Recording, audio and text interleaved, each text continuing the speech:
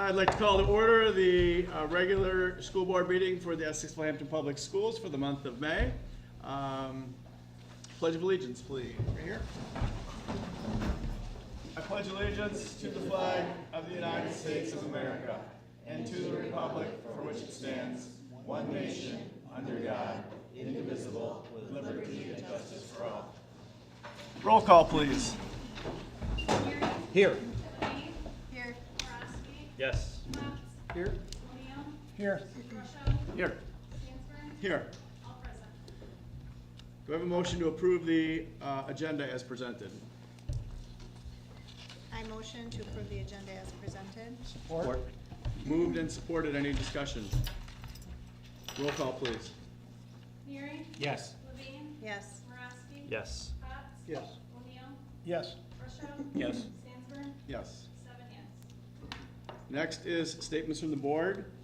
I'd like to begin with congratulating our robotics team, Mr. Shannon, especially our seniors, Cooper Jacobs, Gavin Potts, and Landon Sherrick for all their dedication to the program and an outstanding job making it 2 Worlds once again this year. So great job. I'd like to give a shout out to our bands. Mr. Lewis and Mr. Stickler last week had the Garber High School band performance, and then on Wednesday night had the middle school band performance, and I think this week is 6th grade. And they did such a nice job with a tribute to our seniors. They pulled each kid up individually. They had received a plaque. They said a few words about each senior. It was really a nice night. On August 4th, the Essexville-Hampton community. And the bands did a great job. So thank you for that. And then we are working on planning. Back on the Block is in rolling motion here. So September 11th of 2025. And I know it's hard to think about because school's not even over this year and we're already thinking about next year. But that's a super fun event. So September 11th is what we're planning for that date. Any other board members? Statements from the superintendent. Dr. Lewis? Thank you, Mr. President. So a few quick items. One, recognizing that this month is Asian American, Native Hawaiian, and Pacific Islander Heritage Month. This is also National Physical Fitness and Sports Month. National School Principals Day on May 1st. Thank you to our building principals, Mrs. Hall, Mrs. Hotchkiss, Mrs. Moreno, and Mr. Campbell. National Music Week, May 3rd through May 10th. Of course, we all celebrated National Teacher Appreciation Week, May 4th through the 8th. National School Communicators Day, May 8th. Thank Mr. Kruski, our Director of Communications and IT, does an amazing job of making sure that folks in the community know what's going on in our district and updating our website, etc. And National Speech Pathologist Day is on the 18th, so thank you to the folks from the ISD who support our students in the capacity of speech pathologists. And then it is also, Mr. President and the board, my esteemed honor to recognize our very first Teacher of the Year, Miss Beth McParlin. We presented her with a certificate on Friday, but we have the official award that is here, so I'm going to invite her to come down.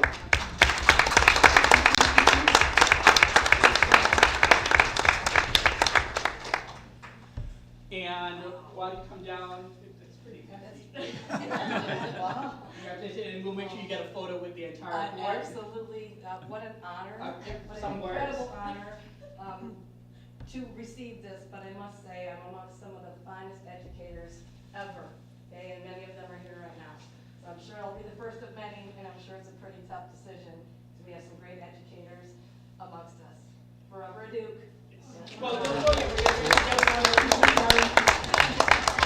we're going to get a photo with the board. And I will say for the record that you were nominated by one of those fellow great educators, Ms. Paula Brand, so thank you for that nomination. And I do also want to thank and acknowledge our Director of Curriculum and Instruction, Ms. Ashley Tulin, who organized this. I had the idea, and she took an idea and ran with it and did a terrific job for this first year. And I'm looking forward to seeing what this will happen in the future. So, thank you to her as well. Such an honor.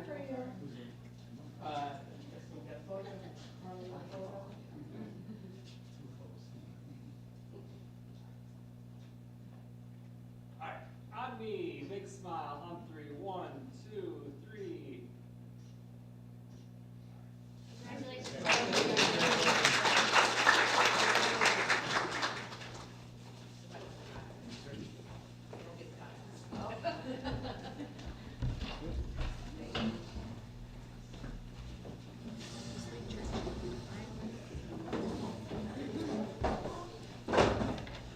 Next item on the agenda is statements from the public as it pertains to the agenda.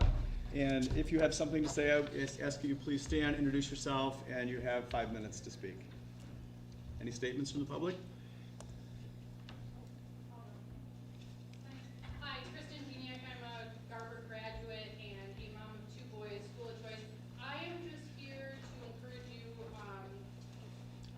I went to a lot of the bond meetings. It was excellent discussion, and I think it'll be really good for our district. So I'm here to encourage you to vote for that to be put on the ballot in August. Thank you. Thank you. Thank you. Anyone else? All right, thank you. Next, item F is our consent agenda. Do I have a motion to approve the consent agenda as presented? I will make a motion to approve the consent agenda as presented. Support. Moved and supported. Any discussion? I'd just like to congratulate Mr. Piggott. Yes. It appears on here that he has given his retirement notice. So thank you to Mr. Piggott for all of his years of service and all the wonderful things he's done for Carver. Yes, I echo that as well, and we'll also miss the people that are also leaving, resigning from our district at this time as well.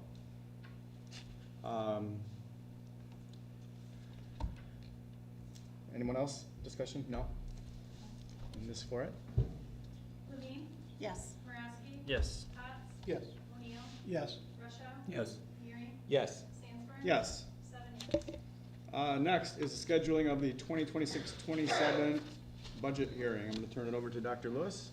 Yes, so as is required, our district, the Board of Education needs to approve a budget for the upcoming fiscal year by June 30th.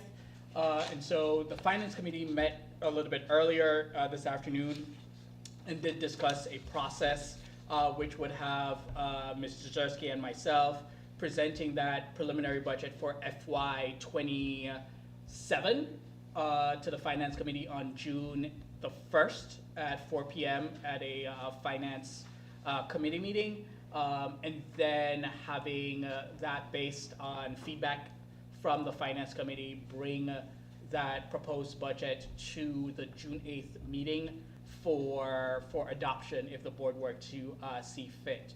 So there would be a week between presenting that draft proposed budget, June 1st, getting feedback from the committee, the board, public, and then having the public hearing at the June 8th meeting, which could be adopted as well. Incidentally, that will also be the day that we will do the final budget amendment for FY 26. So the June 8th meeting is going to be all about budgets. And so that's just for information purposes for the board and the public for the FY 27 budget. All right, next is Budget Committee reports. I don't see a student here, but Yep, I'm happy to give the report. So on behalf of our student representatives who provided this report, so first, as it relates to sports, spring sports are nearing the end of their seasons. Soccer, softball, baseball, track, and tennis are finishing up regular season, entering postseason competitions. Strong turnout and support at final meets and games. I myself have been to several events this spring: track, tennis, that's our ladies tennis, baseball, and softball. Clubs and activities. Drama is looking at their summer musical. Student councils preparing for end-of-year events and activities. National Honor Society, Student Leadership Society, and other clubs wrapping up service projects and final meetings.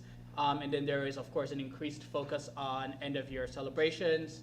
academics, students finishing up units and final units and projects, state testing and final exams taking place or wrapping up, and teachers are, of course, preparing their final grades. And then for student life, end of year excitement in the building, seniors are preparing for graduation and increased participation in final school events and celebrations. So that's the report from our student representatives, and I'm happy to take any questions.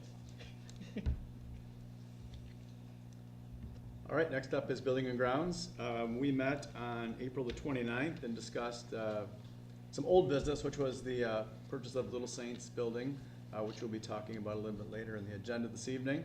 And we also looked at our bond project, pinpointing, we had, I believe, 74 items pinpointed based on feedback from our community of things that they felt we really needed. We also broke it down a little bit more and looked at it a little bit deeper and came up with about 80 things off that list.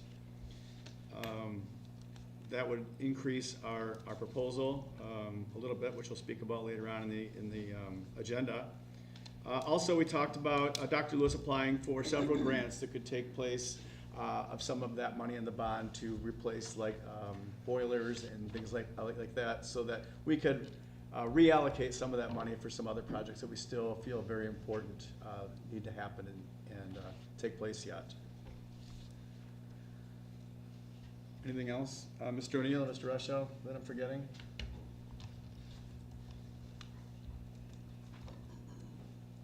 Any questions? Okay, next up is the Curriculum Committee report. We met on the 7th, and we were given two proposals, one by the Imagine School Services and the other by, I think it was Greenway. what was it? Greenway. Greenway, yeah. And we're going to be looking into getting a virtual school district, much like Bay City and Bangor have right now. And so we will present that to the board, I believe, next month. Is that correct? That is correct. And it looks very good from the outside looking in, and we have a support for one of them from the curriculum committee. Although it was quite a debate on which one we should go with. There's pluses and minuses for both, and we'll deal with that next time. I know we've got bigger fish to fry today, so is there any questions on any of that? Did I miss anything? I don't think so. We talked a little bit about they're doing a new investigation to perhaps move away from bookworms. So for the ELA curriculum, so we talked about that, and Mrs. Tulin offered up, she'll be doing 2 trials with new ELA curriculum, and then working with the hexagon tool again to bring the group together and try to figure out what's gonna be the best curriculum for ELA, but to get real-time feedback from the teachers and the students and the parents that are living it. And that's what happened with the math curriculum also just last year. So thank you for doing your due diligence on that. Thank you. Next is our Finance Committee Chair, Mr. Uring. Yes, thank you. We met as a finance committee this afternoon. Some of the old business that we covered also was the purchase of the Little Saints property, which, as you mentioned, we'll be discussing later in this meeting. The resolution for the purchase agreement, the expected close date is in the middle of June 16th. We also discussed the negotiations with the administrator union that is coming to an end. That has gone very, very well. We expect to have that tentative agreement for the board to review at our June meeting.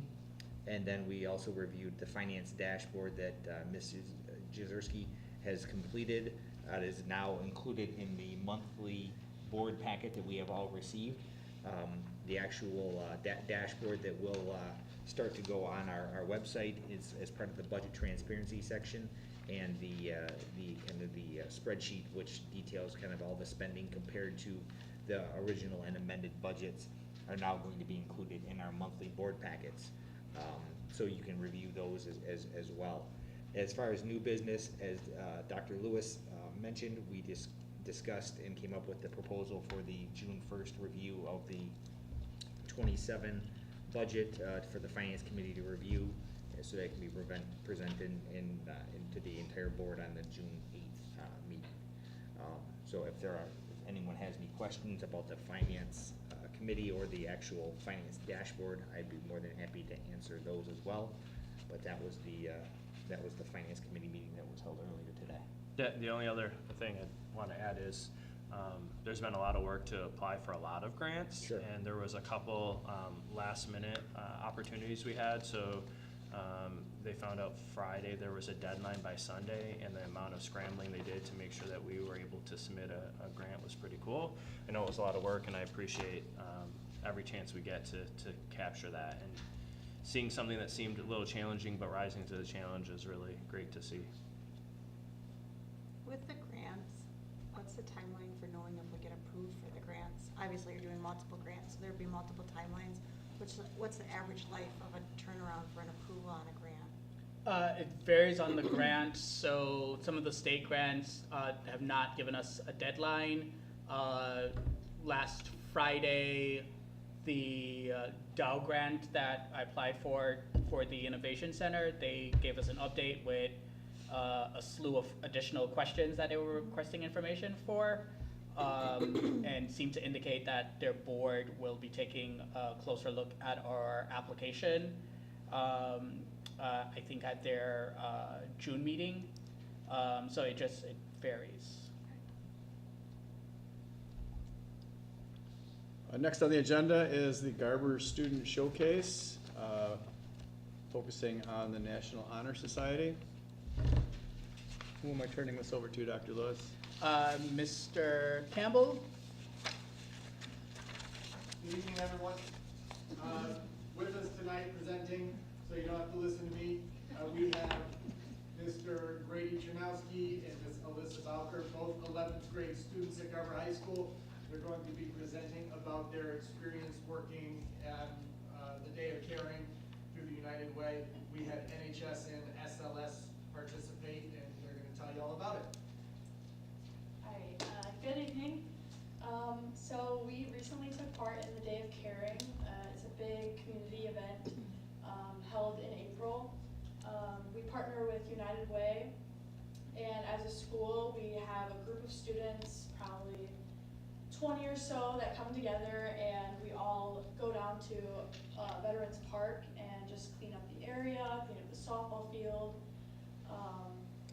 everything from like the Trombley house all the way to the bridge. Everything you see there we clean up, pick up trash, everything like that. We have around 600 plus volunteers as like a whole United Way volunteer thing. From our school ourselves, just like about 20, but it's a whole organization where each different schools, volunteer groups, different things. I know the Career Center has students that participate in it as well. They have groups that go at different locations, but our school specifically goes to Veterans Park.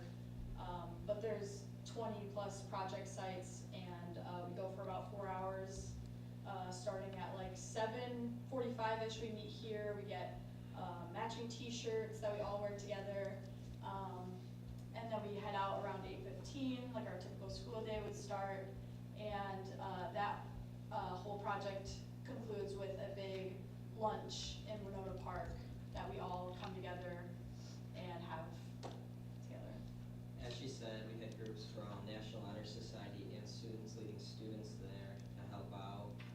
We had one group at the Trombley house to help clean up indoor and outdoor, make it a better place to help showcase Bay City's pastime. And then the other group was at the softball complex. And there we picked up trash around the softball fields and the waterfront all the way up to the bridge, where we picked up the hill going up the bridge. This helps showcase community pride and responsibility and respect for our town and everybody and everything here. It also gives us a chance to work together.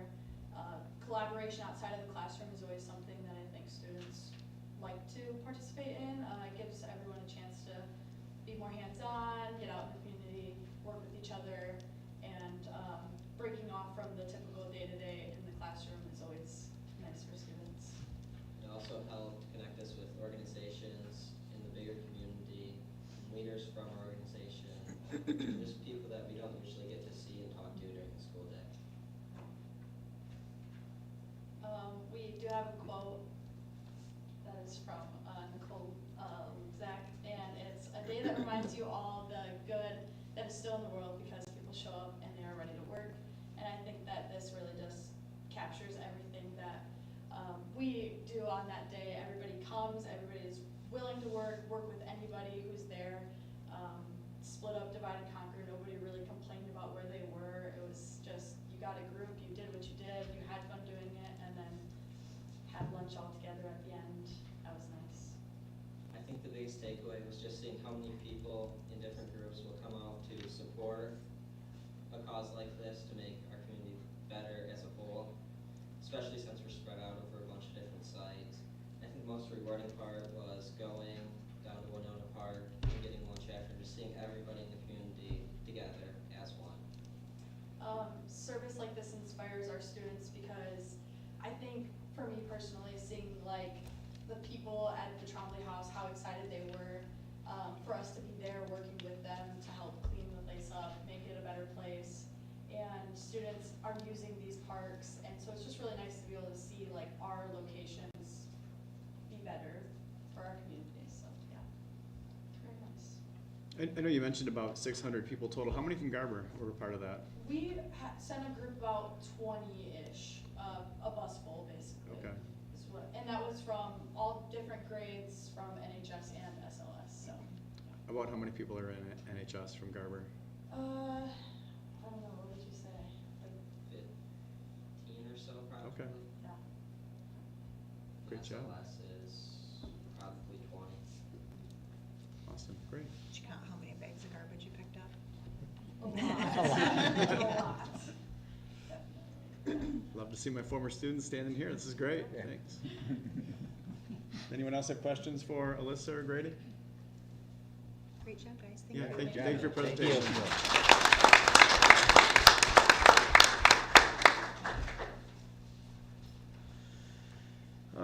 Dr. Lewis, I believe you have a few words to share in regards to the 2026 bond proposal. I do. Yes. So tonight I am presenting, making a recommendation for the 2026 bond proposal to the board for consideration, and of course the board could choose to approve, accept, or otherwise this proposal. So going through kind of what I'll cover, starting with why we're here, how we got here, what the community told us, what's in the bond proposal, what you need to know, and then what happens next. Could you refresh the presentation?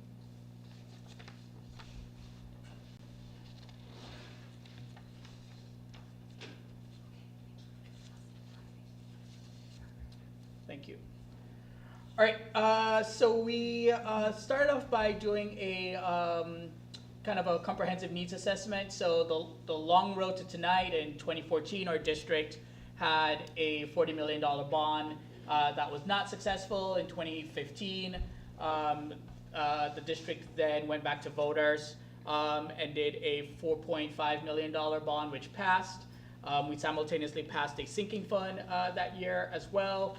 In May 2025, we did a bond proposal for $13.5 million that failed narrowly. Of course, I started in July 25.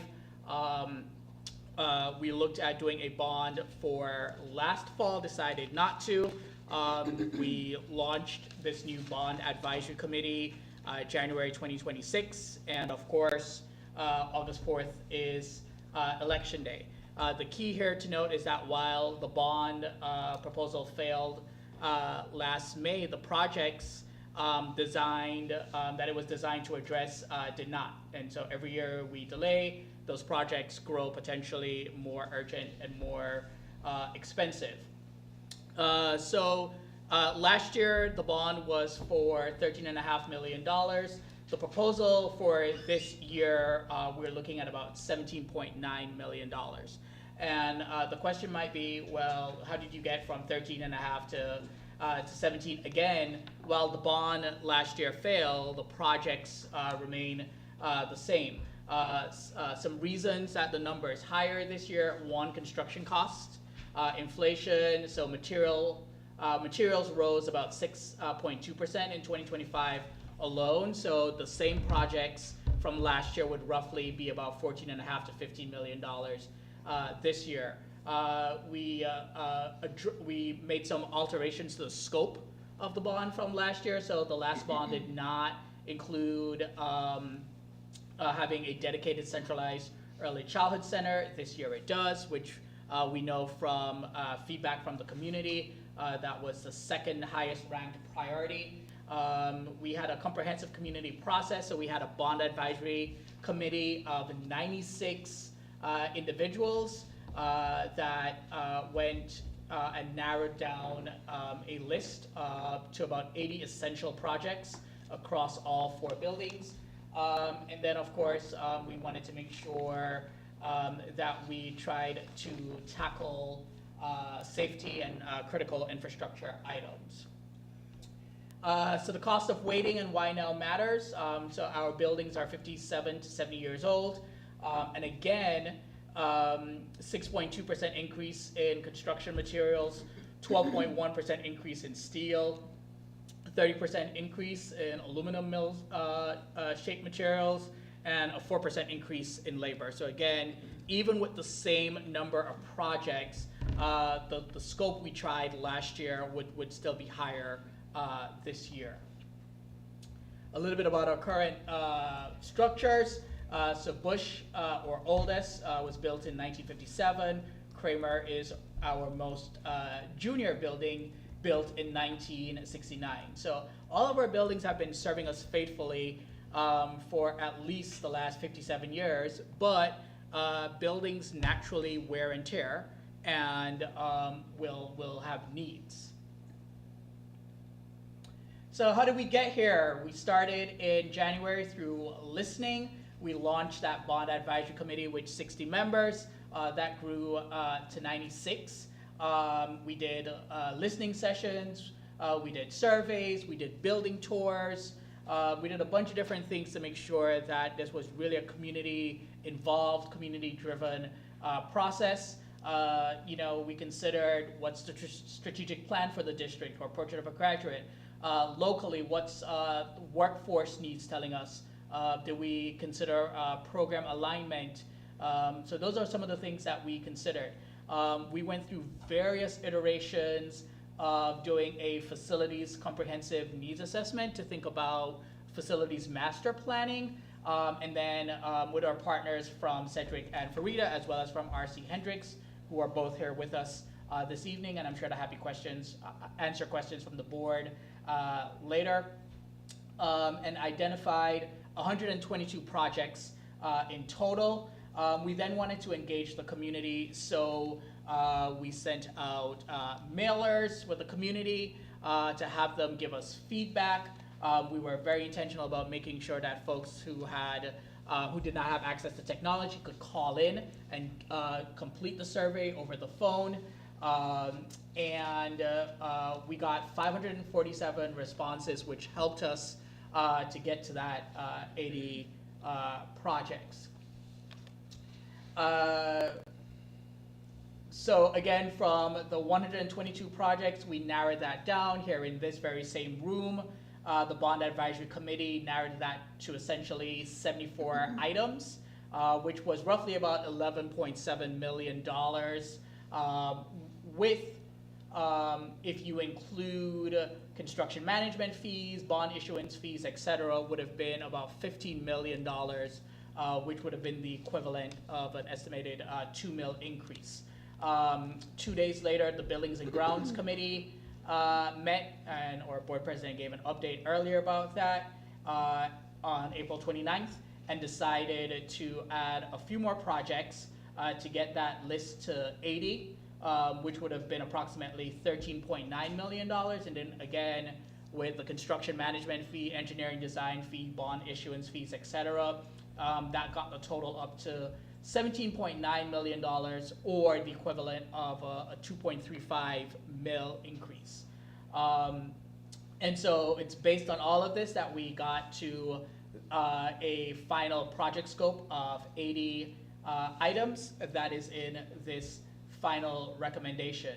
So again, wanted to make sure that the community was really involved in this process. As I mentioned, we had 547 individuals respond to the community survey. 77% of those respondents are registered voters in the city of Essexville and Hampton Township.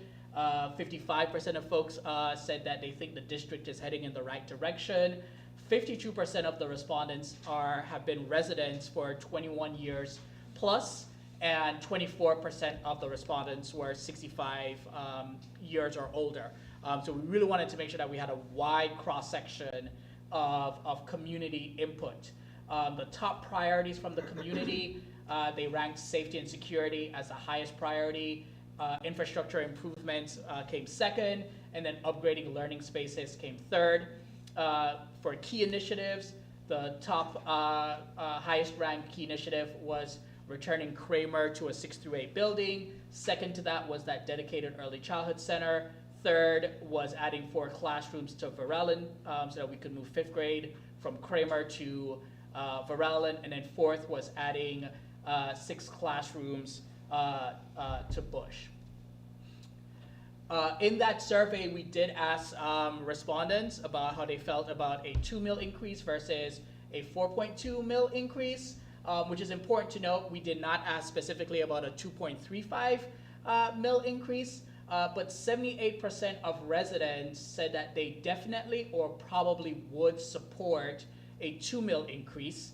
62% of respondents said that they would definitely or probably support a 4.2 mil increase. And so while the initial project scope of 74 projects that was determined by the Bond Advisory Committee would have gotten us to that 2 mil increase option, again, Buildings and Grounds found it prudent that the addition of these additional projects getting us to 2.35 mils was within reason, given the amount of support that we saw for the potential option A of a 2 mil increase.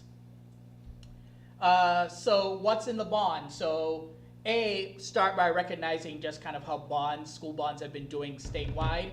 So this is how school bonds have fared since May 2019 through November 2025. So overall, the majority of bonds over the last 5 or 6 years have been successful. So we see there in November 2025, 66% of school bonds pass. And then what about last week? So 61% of school bonds on the May 5th, 2026 election pass. And so what I wanted to do was to look at some different bonds to pay attention to. So one of our neighboring districts, Bay City Public Schools, passed a $72 million bond. Birch Run passed. That was on its, I believe, its 3rd attempt. It's a similar size and scope to our district. Corunna broke their proposal into 2. Proposal A passed. Proposal B failed. Cass City lost by 1 vote. 625 yes, 625 no to 624 yes. So they lost their bond proposal by 1 vote.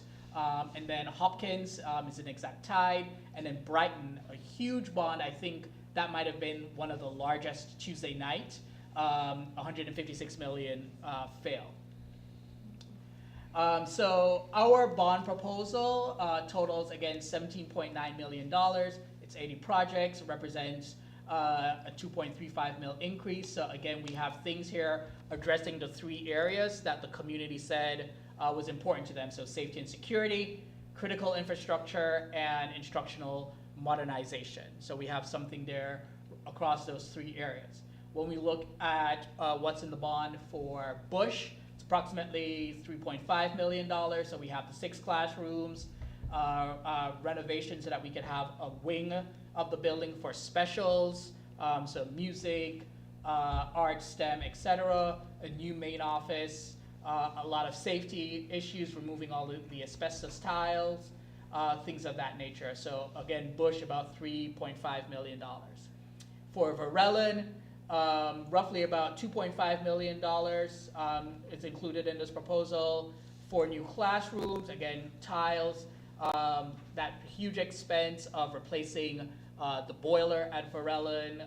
It's really coming towards the end of life there. Upgrading security systems, so we have about $2.5 million in this proposal right now geared towards Varellin. For Kramer, it's about $1.2 million, remodeling the band room,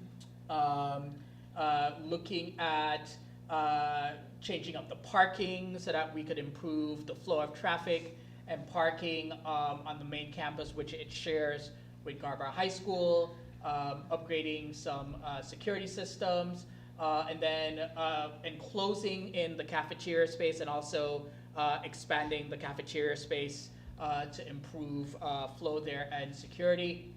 At Garber, replacing all of the exterior glass doors for security purposes, making some improvements to the HVAC systems in the media center and the pool, adding dedicated bleachers, permanent dedicated bleachers for the band, upgrading the boys and girls locker room, bringing soccer to the main campus so that we can have all of our varsity sports here on the main campus, and then updating the tennis courts and also adding pickleball, which is a need in the community. So we have about $3.2 million roughly for Garber. And then, of course, the Center for Innovation and Civic Engagement.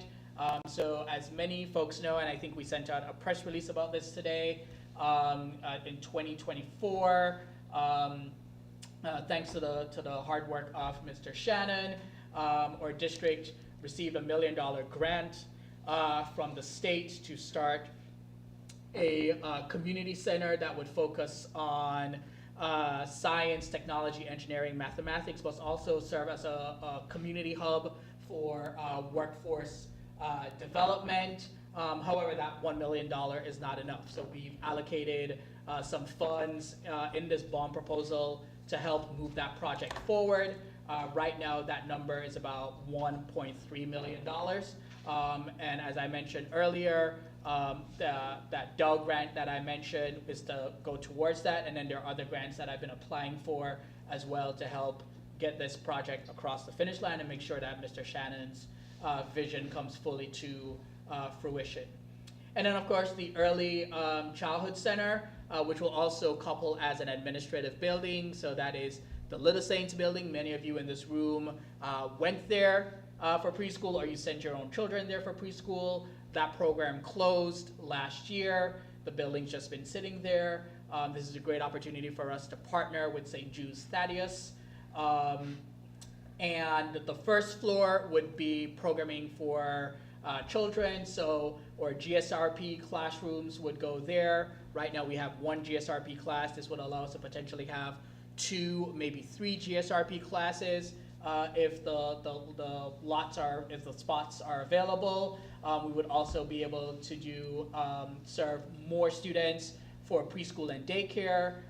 Ms. Ross and her team does a wonderful job, and we currently have a wait list of about 150 students on the daycare preschool wait list. So we'd be able to, with those 8 classrooms, be able to serve more students. And I know we've also had considerations about being able to have a room for infant and toddler as well, which is a gap in our community. And then on that second floor would be the new central office. So what's currently the Jaffe building would come down.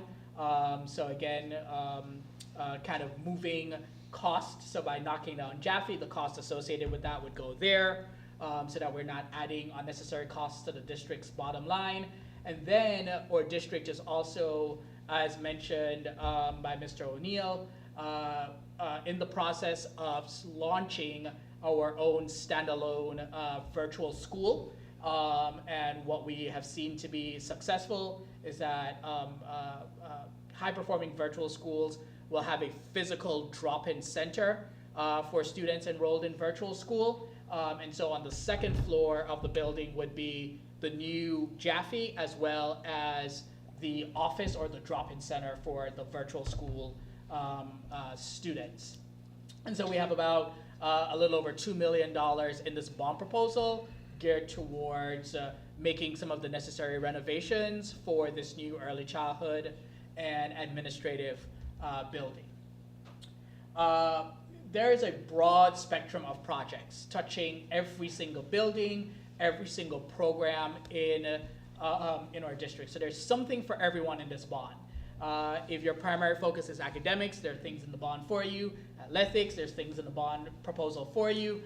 If it's elementary, there's things in the bond for you. Safety, if you care about the aesthetics and what we can see and making sure that things look pretty, there are things in this proposal for you. If you care more about infrastructure and what's behind the walls, there are things in this bond proposal for you. So there's something for everyone, and that was something important as we were working on this proposal, given some of the feedback we heard from the community from last year's bond, where some people felt that some things were prioritized over others, or we didn't touch some things at all.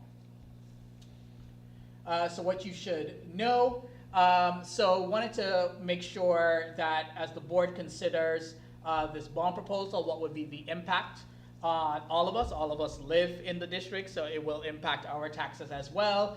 And so a proposed bond of $17.9 million.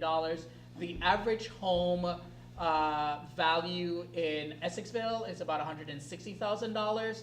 And so the taxable value of that is 50% of the home value. So there's assessed value and then there's taxable value, and those are two different things. So if the average home is $160,000, this would be an increase in your annual taxes to $188, or monthly, that would be about $15.67. And daily, it's 52 cents. So, you know, for just 52 cents a day, you could, that's what it would take, right?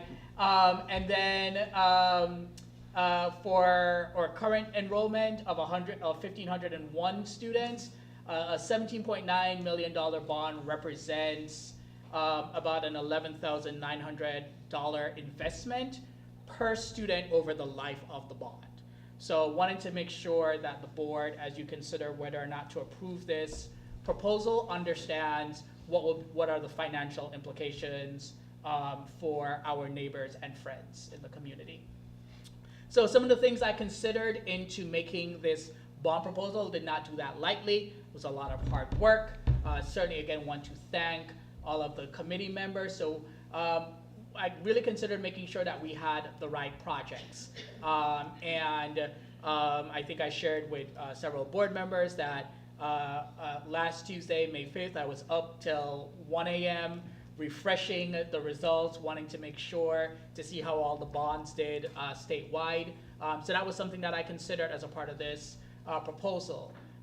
Again, the urgency, the cost of doing nothing, I talked about this a little bit before. Again, if we did the same exact projects last year to this year, it would be about $1 million and a half more, just because of inflation, etc. Again, this district, and I cannot say this emphatically and unequivocally enough, we are deeply appreciative to the community for the sinking fund. Each year, that sinking fund generates about $810,000 to the district.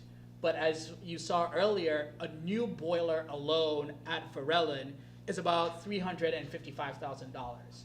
And so the sinking fund, again, is just simply not enough, especially as new projects come up year over year, right? Really wanted to make sure that the community was represented in this proposal, and I did my very best in putting together this proposal. All of the town halls, the surveys, the one-on-one conversations I had, as well as the 6 bond advisory committee meetings over the course of the last several months. I did consider splitting the bond, similar to what some other districts have done, but ultimately determined that that would not be the right course of action for us. And then finally, the timeline, right? Whatever the board decides, board action is needed this evening. The filing deadline to be on the August 4th ballot is tomorrow at 4 p.m. And so assuming that the board approves this recommendation this evening, Ms. Ford has it on her agenda tomorrow. She will be at the county clerk's office at 8:59 a.m. ready to file our resolution so that we can be on the ballot August 4th. If the board does not take action this evening, then there are 2 options. Either schedule a special meeting tomorrow to try to take action then, and that would have to be done before 3 p.m. at the latest so that we can get to the county clerk by 4 p.m., or it's November or next year. So those are the options for the board. So what happens next? May 7th, last week, I made a similar presentation to the Bond Advisory Committee. Tonight, I'm making this presentation to the board. Tuesday is the legal deadline to file. Wednesday, we begin the work of educating. And I do want to emphasize again, educating. The superintendent and the board can only educate the community on the bond. We cannot advocate or campaign. We can only educate. And then August 4th is election day. And then here are some other things to keep in mind. On June 20th, absentee ballots will go out to folks in the military and folks living abroad. And then for all other voters, those absentee ballots will be sent out on June 25th. Monday, July 6th, early voting in person begins. Monday, July the 20th, the last day for voters to register by mail. However, you can register in person on election day. Sunday, July 25th, early in-person voting ends. Sunday, August 2nd, final day for early in-person voting.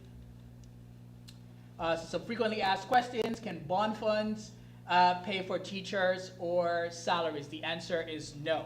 And so this came up during my listening tour. Some folks didn't support the last bond because, you know, there was no money for teacher salaries. Bond dollars cannot pay teachers. It cannot pay anyone. Just cannot pay anyone, okay? So I do want to be clear about that. Again, I talked about the sinking fund earlier. The 2.3 mil rate guaranteed, no, fluctuates based on the market. And for anyone curious about the purchase of the Little Saints building, if we're purchasing that, why do we need a bond, or vice versa? It helps to address some of our larger issues, but it does not replace the needs of this bond proposal, right? So they're kind of complementary to each other. One does not replace the other. I would remind folks, in the last bond effort, about $7.5 million of that 13.5 was geared just towards Bush, and we would have still had some additional needs at Bush. Here, with the purchase of the Little Saints building, the amount of money going towards Bush in this bond proposal is about $3.5 million. So it's $4 million less than what was being proposed to go to Bush in the last bond effort. And then the amount of money going to, in this current proposal, that would go towards supporting this new early childhood center is $2 million. So all together in this proposal, it's about $1.5 million less than what the last bond proposal was going to put just towards Bush, and it still would not give us everything that this proposal is giving us. Because again, you have now 8 classrooms on that first floor, We have now a drop-in center for the virtual school, and then we have the ability to move Jaffe to eliminate the cost going for an additional building at Jaffe. So financially as well, it accounts for all of those things for anyone curious. And so this is what the bond resolution language will look like. I won't read it out for you, but if approved by the board, this is the language that would be on the ballot on August 4th. And for anyone curious, I do not write the resolution language. The language comes from legal counsel. The language has to be what the language is based on law and statute. And so I tried my best to make recommendations on certain vocabulary, certain verbiage, but we have great legal counsel, and we will always heed the advice of legal counsel. So I'll just leave this one here for a few seconds for folks to take a look at. And so if approved by the board, this is what the board's approving and what we would submit to the Office of the County Clerk tomorrow and what everyone would see on the ballot on August 4th. And that is my proposal and recommendation. So the 2026 bond proposal, $17.9 million, a 2.35 mils for the August 4th election. Thank you, Mr. President. Thank you. And we will look at action later in the agenda in regards to that. Next item is the Neola policy, the Title IX coordinator assignment. Yes, per board policy, the current language states that the superintendent is the Title IX coordinator. The superintendent cannot be both Title IX coordinator and decider. And so we need to, as I understand it, Ms. Forret, please jump in or correct me if I'm wrong, this needs to be publicly discussed in a board meeting so it is reflected in the minutes that we are making the change that, again, the superintendent is the decider, but the coordinator for Title IX will be split into two. For student-to-student Title IX matters, that will be Ms. Forret, who is pupil services. And then if it is adult-to-adult or adult-to-student, that will be Ms. Tao, who, as of tonight, is our new director of personnel. So that is an update providing to the board. Ms. Forret, anything I left out or you want to add to or correct? No? Okay. Any questions from the board on that item? I know we've talked about the Title IX coordinator position before in policy and procedure meetings, so did it change from the last time? Because we had to change language before, or did we just not? It didn't, policy did not change, no. I mean, it's gone back and forth between the 2020 versus 2024 guidelines. Okay. It went back to 2020 guidelines, but that doesn't have anything to do with this. Okay. It's just a matter of, it's in best interest for, the coordinator can assign who is the decision maker, who is the investigator, things like that, but the decision maker cannot be the same as the coordinator, so it doesn't make sense for the superintendent. Gotcha. It makes sense for the superintendent to be the decision maker. Right. Okay. It presents a conflict. Yeah. Yeah, 100%. If I'm deciding the case, but also coordinating the case. Right. Yeah. Yeah, that could be swayed, so this keeps it a little more. Yeah. Yeah. Clean. Yeah. I'm not involved until it comes to me with all the investigation completed. Okay. Yep. All right, next item is the contract for food service renewal for 2026-27. Do I have a motion? I will motion to approve the food service contract with Chartwells for the 2026-2027 school year as presented. Support. Moved and supported. Any discussion regarding Chartwells? I do think that they've taken our feedback and tried to make improvements over the past several months, so thanks to Chartwells for that. And I saw some pictures of the food that they're providing for teachers to purchase, and it looks nice, so I don't know, teachers, if you have enjoyed that, but. Roll call, please. Moreski. Yes. Potts. Yes. O'Neill. Yes. Russia. Yes. Neary. Yes. Levine. Yes. Stanford. Yes. 7 yes. Next item is a contract for EHCMA 2026 through 2029. Do I have a motion for the Custodial Maintenance Association contract? I'll move to approve the contract for the Essexville-Hampton Custodial and Maintenance Association for July 1st, 2026 through June 30th, 2029, as presented. Support. Moved and supported. Any discussion? Roll call, please. Cox. Yes. O'Neill. Yes. Russia. Yes. Neary. Yes. Levine. Yes. Boraski. Yes. Stanford. Yes. 7 yes.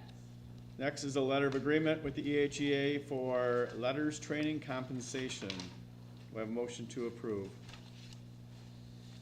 I will make a motion to approve the letters LOA with the Essexville-Hampton Education Association as presented. Support. Moved and supported. Discussion? Roll call, please. O'Neill. Yes. Russia. Yes. Neary. Yes. Levine. Yes. Boraski. Yes. Cox. Yes. Stanford. Yes. 7 yes. Next item is an agreement with the Bay County Parks and Recreation in regards to swim. Do I have a motion to approve that memo of understanding? I move to approve the MOU with Bay County Parks and Rec for the use of the Garber Pool for summer of 2026. Support. Moved and supported. Discussion? I think Pool School does a great job, so They do. I'm glad for them to come back. Roll call, please. Russia. Yes. Neary. Yes. Levine. Yes. Boraski. Yes. Cox. Yes. O'Neill. Yes. Stanford. Yes. 7 yes. Next is an agreement with Pool School. We have an MOU with an external agency. Do I have a motion to approve that as presented?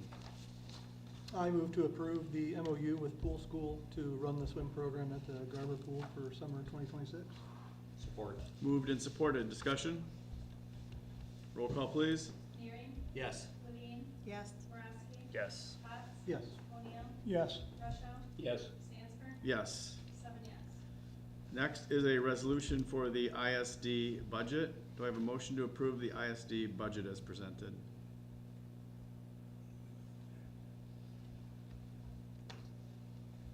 I will motion to approve the Bay Area Neck ISD 2026 budget resolution as presented.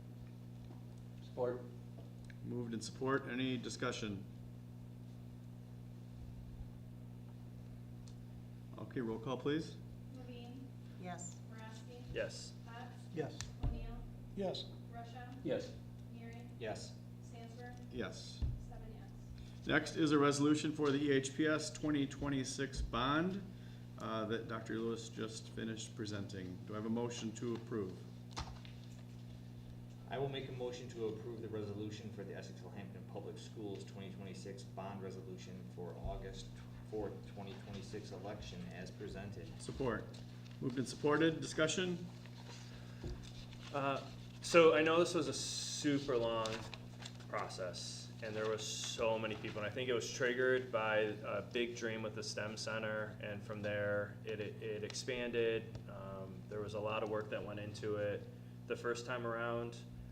I'm so blown away by the community who has come together, the countless hours you guys spent to try to make sure that everyone benefited, and it wasn't just athletics, it wasn't just one school building. Chip, thank you for tirelessly getting it across the finish line. You've been, I think you know the inner workings and the bowels of this school better than anyone, but you really did do a great job help setting us up for success. And thank you for getting it across the finish line. You know, I'm excited where it is. I was getting nervous. There was a lot of layers to it, and so if you guys attend the committee meetings, there was a lot, and there's a lot of people to have input, and it gets tough when there's that many people that have input, but I'm really impressed with how you guys pulled it together, so thank you everyone who had a piece in it. I will second that. I know there was a meeting that was supposed to be 5:30 to 7:30 and got done just a little after 9 o'clock. So people were definitely invested, and the time was taken to listen to what people had to say and what's important to them. So at first I felt like I was a little nervous about coming back for a bond, and then asking for more money than what we did a year ago made me a little gun shy. But the inflation rates, if we don't do it now, it's just gonna continue to grow. We're just gonna have to ask for more and more money every time, and there's a price associated with running a bond. So we have to make sure that we're doing our due diligence, and I think that is being done. So thank you very much, and go vote. Roll call, please. Still ready inside. Boraski. Yes. Cox. Yes. O'Neill. Yes. Russia. Yes. Neary. Yes. Levine. Yes. Sandsworth. Yes. 7 yes. Next is a resolution for the installation purchase agreement in regards to Little Saints. I'm going to turn that over to Dr. Lewis. Yes, so just an update. We updated the board after speaking with legal counsel today. It is, what we are approving is not a resolution for the installation purchase agreement. That will come later. You're approving both the purchase and sales agreement. So we currently do have a contract with Little Saints that was signed on May 1st. So you are approving that, as well as a resolution authorizing the superintendent to complete the purchase of the property. We expect to close on the building June 16th. Thank you. I would like to make a motion then for the purchase and sale agreement from May 1st and a resolution to authorize the superintendent to purchase the property with a closing date of June 16th. Support. Moved and supported. Discussion. All right, I have one, you guys know I can't not chime in. So we're looking at transitioning this into our school, and it's a huge, exciting time. So I think, and maybe someone's already working on it, but I think until we come up with maybe a formal name, I think we should have a project name or something and transition it away from Little Saints to, you know, some kind of name to kind of put ownership on it within our Essexville community. To really, you know, use that as our rally cry as part of it would be my suggestion. So as it's turning a new chapter and this building will find new life and grow within the community, I really think that we need to be really thoughtful on it. And I don't want to rush into a name necessarily unless you guys already have a vision for that, but I really think we need to come up with a project name to, you know, cheer that along. I think it's a good idea. Just, you know, if we're gonna sign our names on it, like, let's have something that's a rally cry. We can't call it Little Saints Forever because it's now a new chapter. So, yeah, I 100% agree. So for what it's worth, I think there's also a discussion of what we will name the virtual school. So I know some of our neighboring districts, they just go by name of district virtual school. So Bangor is just Bangor Virtual School. Bay City, I think, is just Bay City Virtual School. I think that could be something that we look at. And the building will be home to essentially 3 programs. The drop-in center for the virtual school, our new central office, and then all first floor will be birth through 4-year-old programming. So I don't know if we have a name for the building, and then there are, you know, names for these 3 programs, departments within the building, or not. Do we keep the Mark M. Jaffe name when we move the central office over there? Do we name it after one of our current board members? The Moraski, no. It's a hard no. The Sandsburg. For what it's worth, I think it's an opportunity to honor someone in the community who's given a lot to the community. And when I've done these things in the past, I've always found it to be super helpful, but also to your point around bringing community, to also have the students involved as well. So potentially the board could kind of come up with a preliminary list, or the community could come up with a preliminary list. The students can narrow that list, and then the board makes the final decision. So that way you have, you know, it's a tiered process. But I think that is a great idea. Similarly, there presents another naming opportunity once the Center for Innovation and Civic Engagement is up and running, and I think we break ground on that in the coming weeks. We'll have the external shell of the building kind of underway over the summer, but that's gonna need a name too. For my liking, the name would be hopefully one of these entities that I've asked to write a check as a part of fundraising, and we'll slap their name on it. I won't mention any names. But that also presents another building to be named. So I appreciate you bringing that forward. Yeah, and I think my big rally cry is I don't think we need to overcomplicate like the project name. Like, let's not ask a bunch of, like, just come up with a project that is our moving forward until we come up with the final name, so that we can have something to get excited about. You know, I think for Coke, our project names were always silly, like Project Sparkle or something along those lines, right? Like, we sold sparkling beverages. It was a secret, top secret project. Come up with something fun and exciting for the community to rally behind, and so that would be my suggestion. I'm really excited for the future. I know especially early childhood's really going to benefit from this one. Project Sparkle. Sparkling beverages. Roll call, please. Cots, Yes. O'Neill, Yes. Russia, Yes. Waring, Yes. Levine, Yes. Boraski. Yes. Sandsworth. Yes. 7 yes. Next is a resolution for MHSAA membership for the 2026-27 school year. Do I have a motion to approve? I'll motion to approve the L4029 Nope. for summer. Nope. Oh, am I on the wrong one? I move to approve the resolution for Essexville-Hampton Public Schools membership in the Michigan High School Athletic Association for the 26-27 school year. Support. Moved and supported. Discussion? Roll call, please. O'Neill, Yes. Russia. Yes. Waring, Yes. Levine, Yes. Boraski. Yes. Cots, Yes. Sandsworth. Yes. 7 yes. Next item is the L4029 non-homestead millage rate. Do I have a motion to approve that for the summer 2026 tax collection? I move to approve the L4029 for summer 2026 tax collection as presented. Support.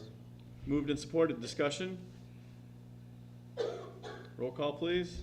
Russia, Yes. Waring, Yes. Levine, Yes. Boraski. Yes. Cots, Yes.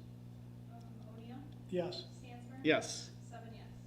The next item is statements from the public, just general statements. And again, just a reminder to state your name, please, and you have 5 minutes, up to 5 minutes to speak. Do I have anyone? Kristen? I'm sorry, do you want to go first? Okay.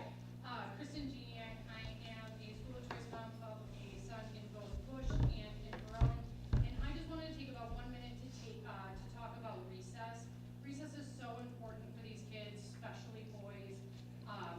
The American Academy of Pediatrics just released new guidance on recess this week, first time in 13 years. And Verone and Bush cancel outside recess a lot.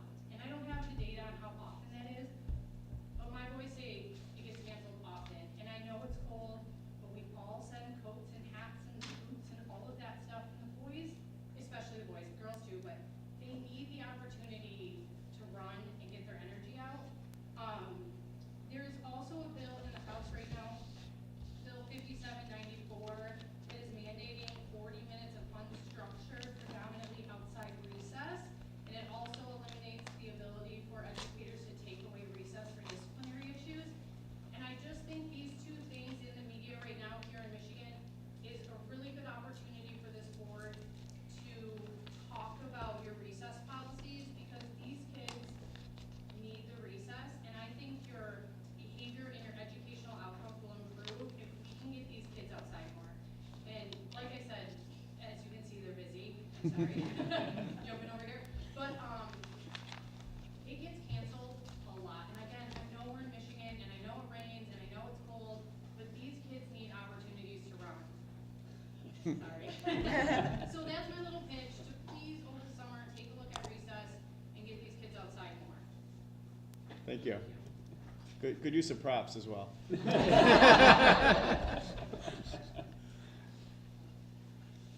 Yes. Okay, Amy Kumaj, I teach at Verone, and I will piggyback on that. We used to go outside for recess at 10 degrees, and now the threshold is 15. We didn't, I think Butch started it, not to name names, but yes, go back to 10 degrees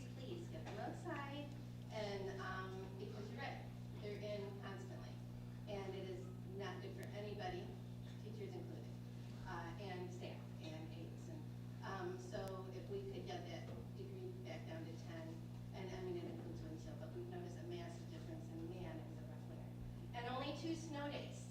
Only 2. Yes. Not to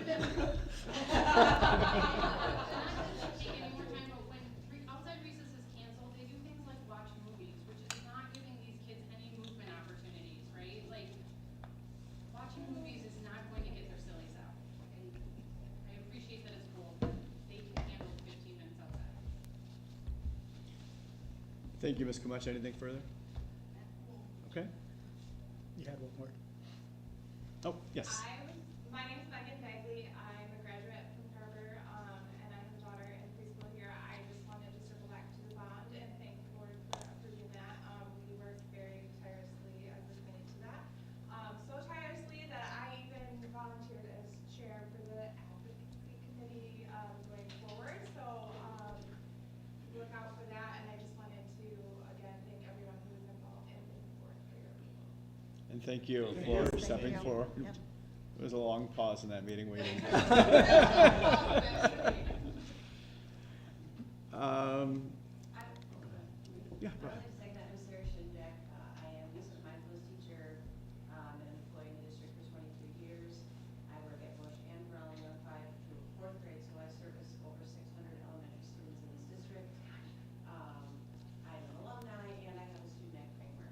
The very first time Dr. Lewis and I spoke, I met with him one-on-one to talk about questions and concerns I had leading up to the proposal of a new bond. From that meeting, he said to me, well, we're forming a bond committee. In 1 hour, we're meeting, would you like to come? And I said, yes. So I thought that was already very inclusive. And then from there, I've attended every bond committee meeting. I've just been super impressed with how we've engaged the community, surveys, to see the number of people that have showed up to these meetings, whether virtually or physically, the input, the listening ear, right from elementary to high school and in between. I just feel like it was, I echo what you said, Ms. Morowski, about how it was all handled, and I thought you said that very well. And I really do believe that a bond needs to be for all, and that is showing up with the way this was handled and how it was proposed. So thank you for approving. And yeah, just want to share. Great, thank you. Yes. Carrie Voorhees, I work at Berlin. Just maybe a name being thrown out for our Little Things project, Project Little Dukes. That's maybe a suggestion. I like that one. Super simple, we don't have to overcomplicate it. And no offense, Matt, but it's better than Sparkle. Okay, so our other, I was on the spot, I couldn't think. The other one was Project Destiny, and I like that one a lot better. So I just couldn't think on the fly. So Project Destiny, maybe. I will add that that is a nice name. I will also add that it's interesting. Last year, I came across research around the importance and the value of play and unstructured time for young people. Much of that coming out of the Nordic countries, so the Netherlands, Sweden, Iceland, Finland, etc., and the impact that I mean, they do perform better than most of the Western world on, or the United States rather, on various assessments. But at the time, that my district was not a place to try to implement some of that research that I came across. So, you know, as we are thinking about a change in ELA curriculum and what that will look like on the schedule and things of that nature, that could present an opportunity.